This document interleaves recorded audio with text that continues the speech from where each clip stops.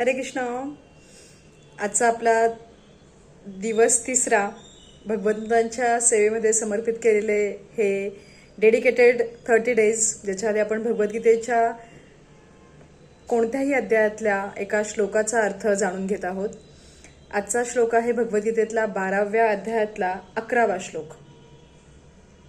अथैतदप्यशक्तोऽसि कर्तुं मद्युगमाश्रितः सर्वकर्मफलत्यागन् तथा कुरु यतात्मवान्.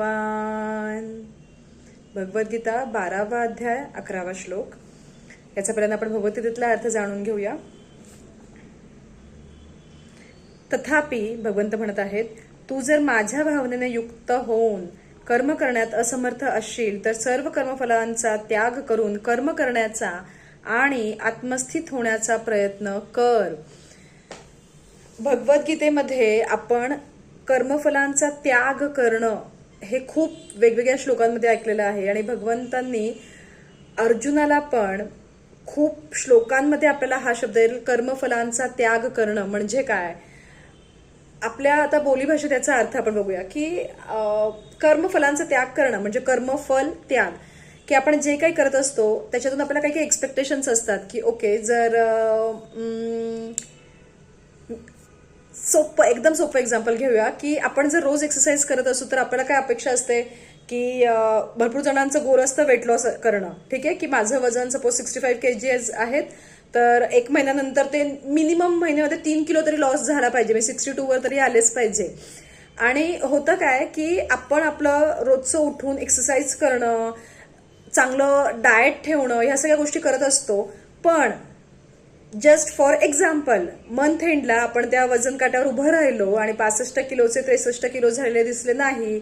65 किलोचा काटा एक तर 65 वरच आहे, 65 वरच आहे किंवा तो 64 वरच गेलेला आहे, तर आपलं होतं काय, आपण लगेच डाऊन फील करतो की मी पूर्ण महिन्यामध्ये एवढे कष्ट घेतले, मनापासून उठून एक्सरसाइज केलं, माझं डाएट छान ठेवलं, सगळं छान फॉलो केलं, पण तरी सुद्धा असंच का. आणि मग होतं काय, त्याचा परिणाम आपल्या पुढच्या एक्सरसाइजवर होतो, पुढच्या महिन्यामध्ये होतो की आपलं मन आपल्याला म्हणतं सगळं केलंय चांगलं, कुठे काय आउटपुट मिळतात सोड ना. आणि मग आपण आपले 100% देणं बंद करतो. म्हणजेच ते झालं काय की आपण त्या वजनाच्या काट्याला म्हणजे त्या रोजच्या एक्सरसाइज मधून मिळणाऱ्या आउटपुटला इतके अटॅच्ड होतो की आपल्याला अपेक्षित आउटपुट नाही मिळालं तर आपण लगेच आपलं कर्म करण्याची, आपले काम करण्याची पद्धत चेंज करून टाकली की ठीक आहे जाऊ देत ना, आज मी खाऊन घेते एक्स्ट्राचं.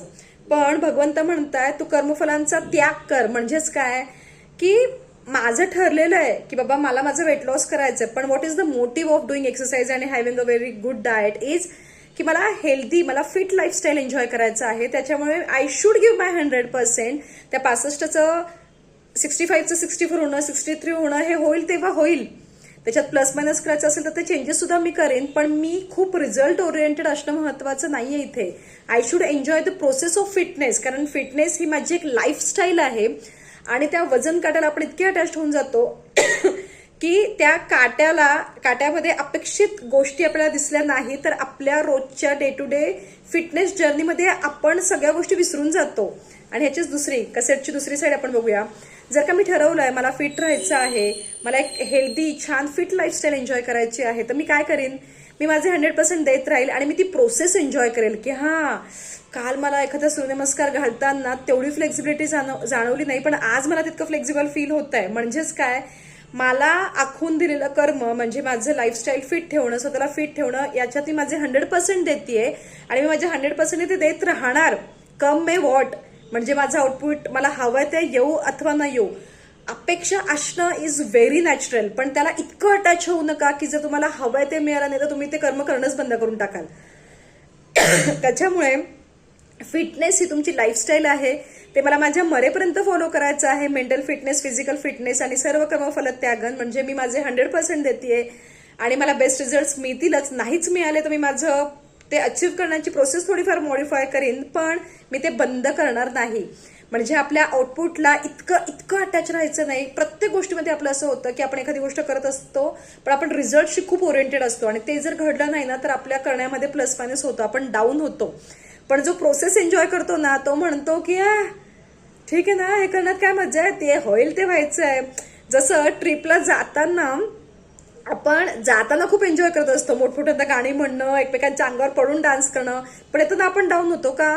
कारण जाताना माहिती असतं की मला कुठेतरी जायचंय, मी माझ्या डेस्टिनेशनला जाते, येताना परत घरीच येत असतो. पण जर मला येताना आणि जातानाचा प्रवासच एन्जॉय करायचा आहे तर मी घरी जाऊ देत, घरापासून दूर जाऊ देत किंवा परत माझ्या घरी येऊ देत, मी तर येताना जाताना माझा प्रवास एन्जॉय करतेय. अशीच आपल्या आयुष्यात खूप आखून दिलेली पण कर्म असतात. आपल्याला कधी कधी कुणाची घरामध्ये सेवा करावी लागते, मोठ्यांची, सासू सासऱ्यांची. तर रडत कुथत करण्यापेक्षा आज त्यांचं आणि माझं काहीतरी कर्माची देवाणघेवाण आहे, म्हणून माझ्या पदरात ही सेवा आलेली आहे, म्हणून माझ्या समोर ही सेवा आलेली आहे, तर मी ते मनापासून पार पाडणं हे खूप महत्वाचं आहे. कारण जेव्हा आपल्यासमोर कुठलं कर्म येतं ना, तेव्हा ते कर्मांची देवाणघेवाण पूर्ण होत असते. हसत हसत केलं तर ते कधी पार पडलं कळणार नाही, पण ते जर मीच का, माझ्याच वाटेला का, हा काय ना माणसाला खूप खाली खेचतो. त्याच्यामुळे भगवंत म्हणतात, अथैतदप्य शक्तोसी कर्तुम मद्योगमाश्रितः सर्व कर्म फल त्यागन तथा कुरुयतात्मवान.